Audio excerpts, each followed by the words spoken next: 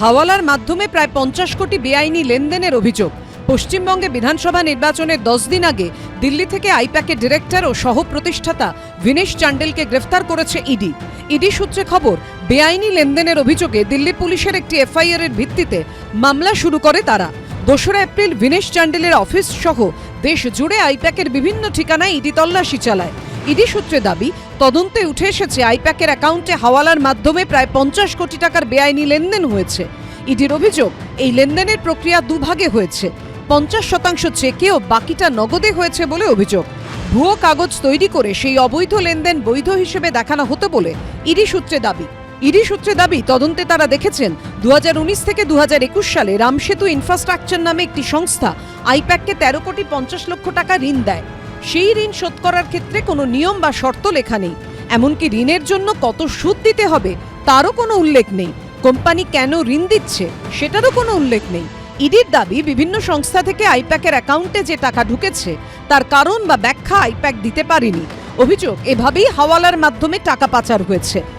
Was the need to take an accused at midnight, director of a company called IPAC. The involvement of this company came for the first time on 8th of January 2026 when their offices were raided in West Bengal. With regard to coal scam, those cases have already been investigated, charge sheets have been filed, prosecution complaints have been filed, although IPAC had nothing to do with those cases, with those allegations. 8ই জানুয়ারি কয়লা পাচার মামলায় দেশ জুড়ে তল্লাশি চালায় ED. সেই অভিযান চালানো হয় 2020 সালের 28শে নভেম্বরের একটি মামলার প্রেক্ষিতে, যেখানে কয়লা পাচারের টাকা হাওয়ালার মাধ্যমে বিভিন্ন জায়গায় পৌঁছে যেত বলে অভিযোগ ওঠে। অন্যদিকে দিল্লি পুলিশের করা এফআইআর এর ভিত্তিতে ইডির যে মামলা, তাতে গ্রেফতার করা হয়েছে আইপ্যাকের অন্যতম ডিরেক্টর ভিনেশ চান্ডেলকে। দুটো ভিন্ন মামলা, কোথাও কি কোনো যোগসূত্র রয়েছে?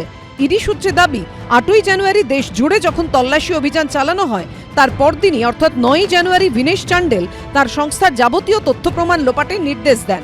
অভিযোগ, গুরুত্বপূর্ণ কর্মীদের টাকা লেনদেন সংক্রান্ত তথ্য ডিলিট করার নির্দেশ দেওয়া হয়। এই 8ই জানুয়ারি আইপ্যাকের কর্ণধার প্রতীক জৈনের লাউডন স্ট্রিটের বাড়ি ও সেক্টর 5-এর অফিসে ইডির তল্লাশি চলাকালীন নথি নিয়ে বেরিয়ে আসেন মমতা বন্দ্যোপাধ্যায়।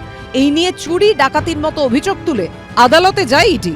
যদিও মুখ্যমন্ত্রীর তরফ থেকে আদালতে দাবি করা হয়, আইপ্যাক তৃণমূল কংগ্রেসের রাজনৈতিক কাজকর্ম দেখে, তাই মুখ্যমন্ত্রী তল্লাশি চলাকালীন ইডির অনুমতি নিয়েই দলীয় কাজকর্ম সংক্রান্ত নথি নিয়ে এসেছিলেন। এই আবহে বুধবারই অর্থাৎ 15ই এপ্রিল সুপ্রিম কোর্টে আইপ্যাক মামলার শুনানি রয়েছে। নরেন্দ্র মোদী যখন ইচ্ছা ইডি পাঠিয়ে দিচ্ছে, সিবিআই পাঠিয়ে দিচ্ছে।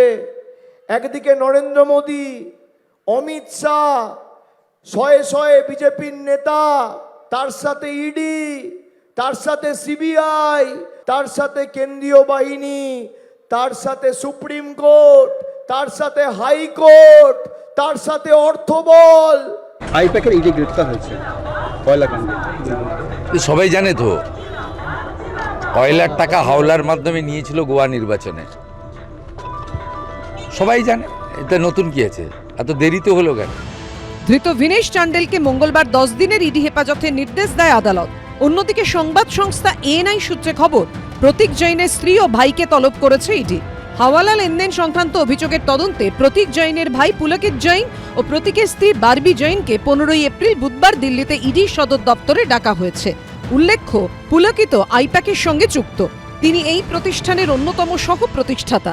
বিজেন্দ্র সিংহ, রাজা চট্টোপাধ্যায় ও বিটন চক্রবর্তীর রিপোর্ট, এবিপি আনন্দ। এবিপি আনন্দ, এগিয়ে থাকে, এগিয়ে রাখে।